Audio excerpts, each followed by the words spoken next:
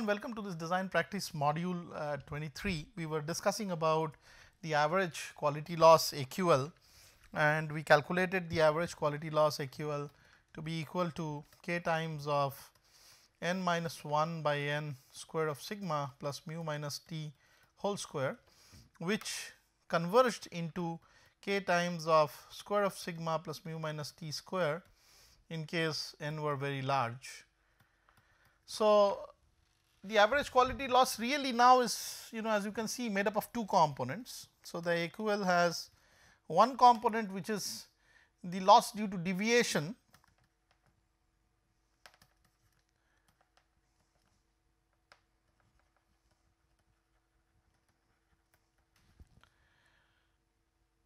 of the average value of observations or recording or measurements from the target, and then there is yet another part of the AQL. So, this is that k times of mu minus t square loss, and then there is a component of the loss due to the k sigma square part of the component. This is because of the mean square deviation of y,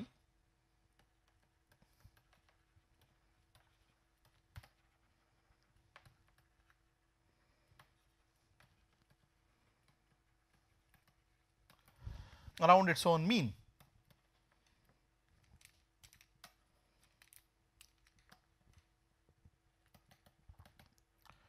So, what we are referring here is that from a standpoint of prevention of any non-compliance, it is important to not only have a tab on the mu or the central tendency of the distribution, but also a tab on what is the overall deviation from mu. Okay. So, both these need to be in control for you to have a lower AQL value, and that is exactly the concept what has been built in to what is known as introducing robustness in the whole design. So, obviously, the common variations of loss functions are because of product characteristics. They are like barometers of the quality of the products, and they sort of describe and measure the performance, the product performance relative to the requirements and expectations coming out of the product. So, the customer point of view is really about somehow minimization of this loss, so that most of the quality characteristics which are set in as are more or less at the target values, and obviously, the target values, as I have told you, in case of many kind of quality parameters are many different kinds. For example, customer would have a different opinion from product to product, and this can be characterized at different target values. Let us look at some quality indices or quality characteristics from a customer point of view, which are very commonplace in normal products available. So, there are, for example, some products which have dimensional specifications, length, breadth, height, diameter, so on and so forth. Some viscosity values, clearance values, these are definitive quantitative values which are associated with the specification which a customer wants. And in such cases, one can easily estimate that the loss would be minimalistic if the deviation is lesser and lesser. So, y should be at the target value. That is how the loss function is defined. So, we call these kind of characteristics, the quality dimensions where nominal is the best strategy. So, the lesser it is away from the target, the better it is in terms of inducted, minimalistic inducted losses. However, that is not the only kind of characteristics which product may have. There may be characteristics where they are essential, they are quite undesirable, yet they are there because of natural processes. For example, there are characteristics related to wear, shrinkage, deterioration of life of products, friction losses particularly in moving machinery, let us say micro finishing aspects of machine surface. Okay. So, these are some of the quality characteristics where one wants that the smaller it is, the better it is. Okay. So, we call this smaller the better, and here the type of loss obviously is set at a target value t equal to 0, okay, where we talk about L y simply as k y square. So, it is only how much the y is away from 0 target, which defines what is the loss. So, there again other loss functions which are related to some of the desirable qualities in different cases, different situations. So, in these cases you obviously expect the value to be as large as possible, because they are desirable values for a system to run in high quality, and so we call this larger the better.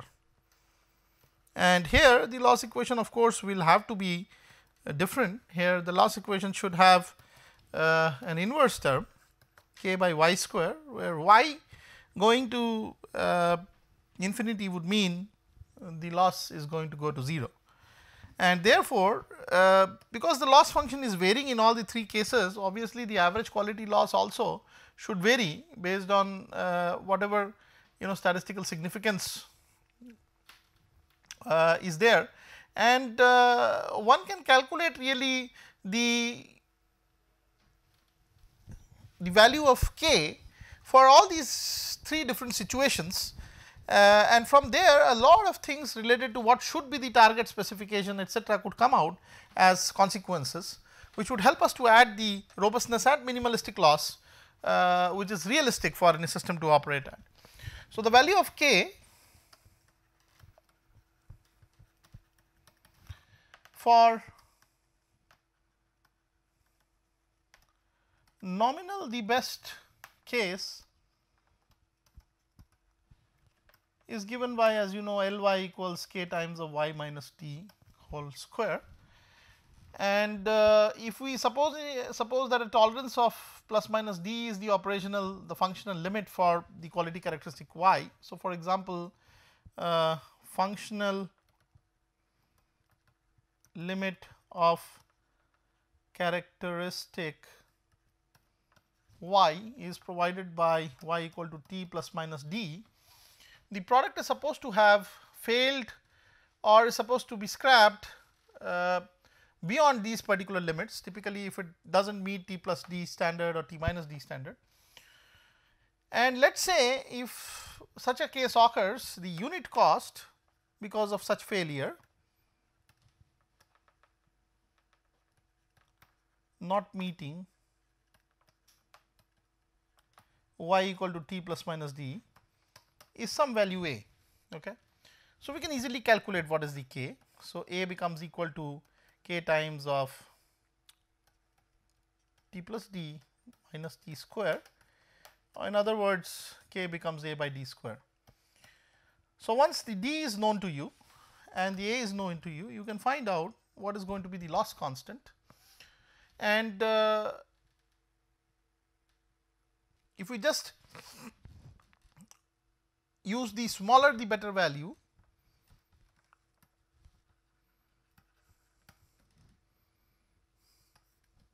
just as we use the nominal the best case here,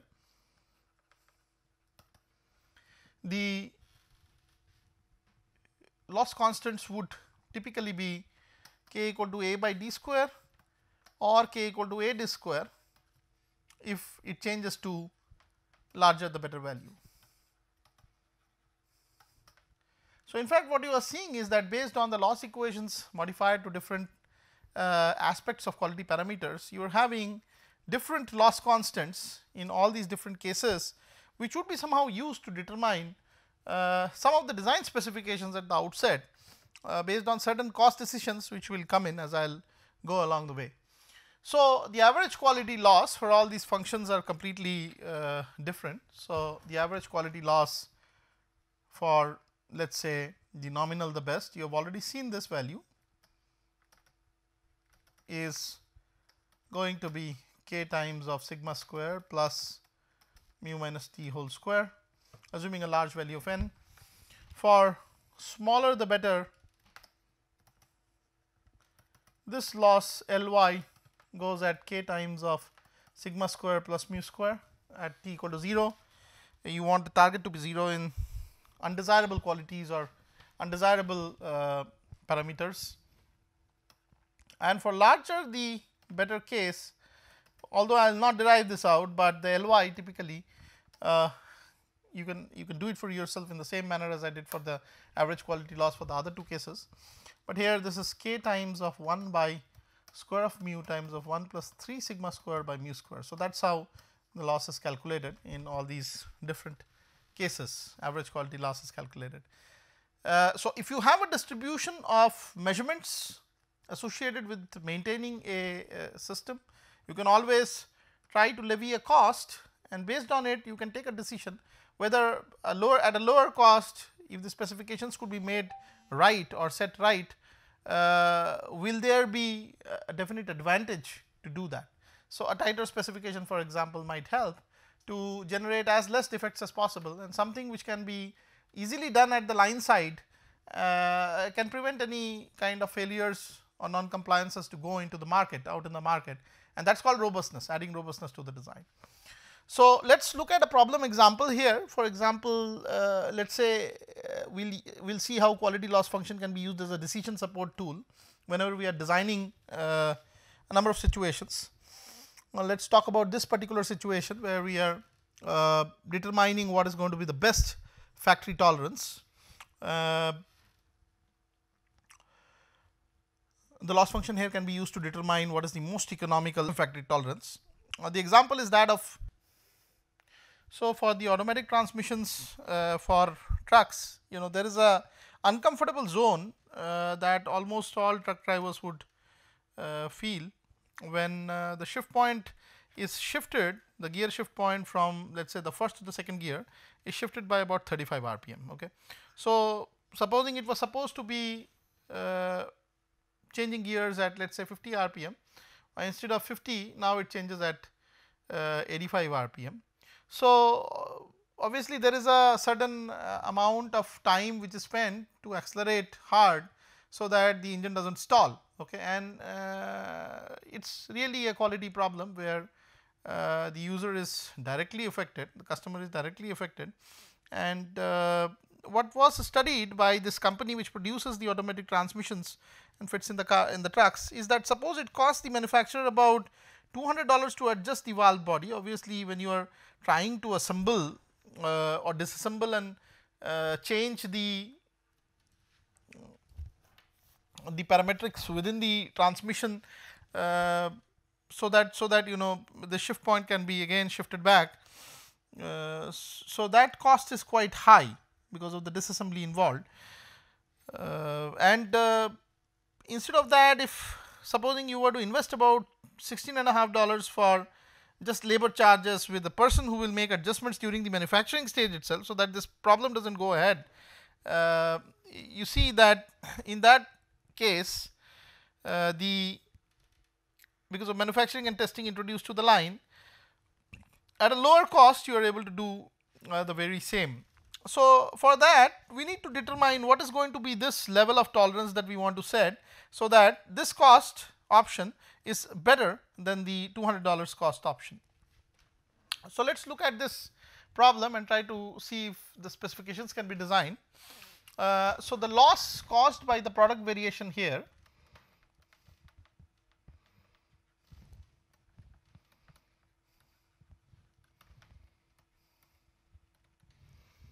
from the target value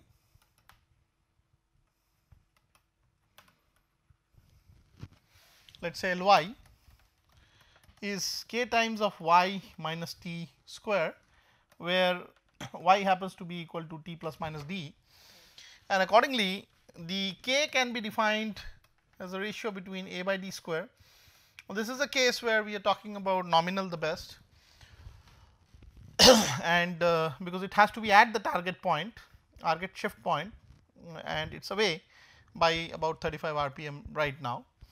So, total amount of loss $200 is incurred if it goes out, and it has to be adjusted in the market. So, let us say equal to $200. So, obviously, the K that would get built up is 200 divided by 35 square, because D. So, Y is set at T plus minus D, where D is now 35 RPM. The transmission shift point is away by 35 RPM while changing from first to second gear. So, this happens to be now a value of K which is equal to 0.164 dollar per RPM square, and the factory tolerance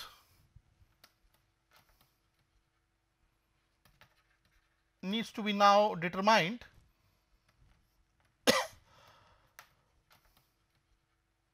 based on the cost incurred because of an additional labor that you are putting on the line, who will do the adjustments and repair. So, that cost is about $16.50. This is because of adjustments within the factory, let us say, of adjustments.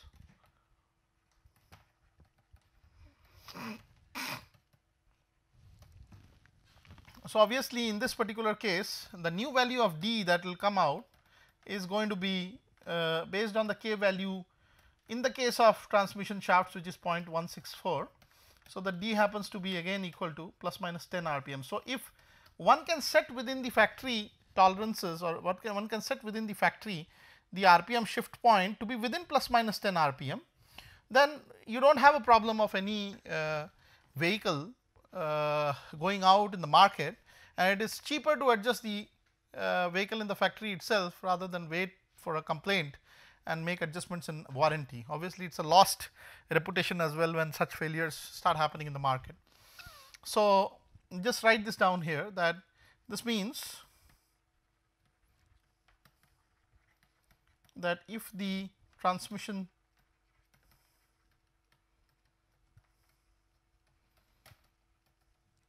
shift point is farther than 10 RPM, then nominal, it is cheaper to adjust the shift point at the factory.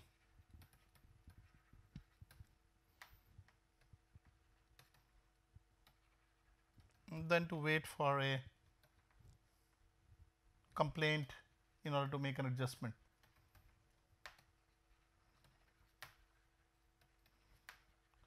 So, you can see here that we are essentially determining the specification, the final specification of the product based on an imposed quality loss on us. Okay. So, this is how you are going to add robustness to all the designs or design specifications, so that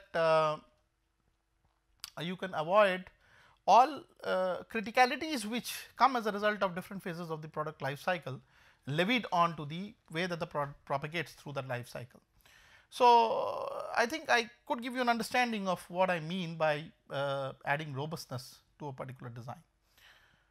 So, I think there are many other example problems where similar kind of situations would be arrived at, where you could actually make decisions related to even sometimes which product should be selected to be assembled into a design. For example, this other problem which is there is about such a product selection. We have some kind of a design where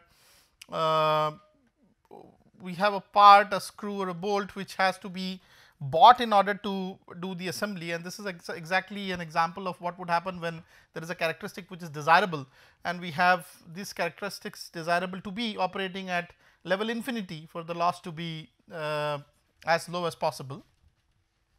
So, here we talk about assembling bolts, and this company here buys about thousands of bolts to be used in its design. Obviously, the designer has given options related to some tested systems of 2 or 3 different companies across which such bolts can be received. They are highly reliable in fact, and they are one of the critical components for the rotor to successfully operate. So, in case of bolt failures, the system repair cost is estimated to be about $15, and the two companies that are being sourced out for these bolts, which would be able to meet the quality requirements of the high-tech rotor dynamics. They offer different kind of alloys in their products and bid to supply the bolts to the company. Obviously, the high-tech decision is based on destructive testing of 20 specimens to see if the ultimate yield strength measured in kg force per millimeter square is as per the specification or not. So, the lower specification limit for these bolts is about at least 11 kg force per millimeter square, and one needs to have bolts above this specification limit, and and much above 11 is going to be better. In fact, 11 is the selection criteria for the bolts. The quantity that is being purchased is about 20,000, and obviously there are unit costs of the products. So, the different unit costs are represented here, and one has to help to select which bolt would be the better bolt in this particular case to add to the design. So, I like to solve this example in the next module in the interest of time, but as of now you kind of understand what we mean by adding or building robustness or in the overall design through situations which come along the various phases of product life cycle. Thank you very much again.